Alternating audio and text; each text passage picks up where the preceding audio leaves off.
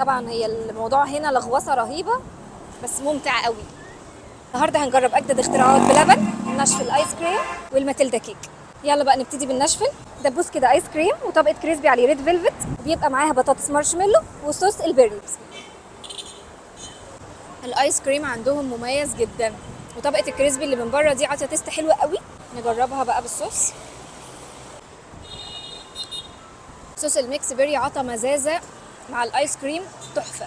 عايزين نجرب بقى البطاطس المارشميلو، نغرقها في الصوص كده. دي اكتر حاجه انا جايه متحمسه عشانها النهارده. حلو قوي بصراحه، جامد المارشميلو ده. يلا بينا ندوق الماتيلدا كيك. ايه الجمال ده، تحفه. الشوكليت شيبس مع الايس كريم خطير. الايس كريم بتاع بلبن مميز جدا. ندوق بقى الكوكيز. فيديوز كتير قالت ان الكوكيز بتاعتهم مميزه قوي. خلينا ندوق.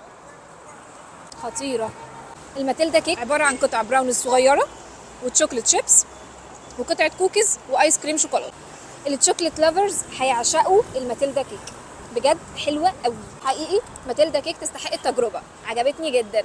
اللي جرب اخر اختراعات من بلبن يقول لي رايه في الكومنتات. اشوفكم في فيديو جديد على خير. باي باي.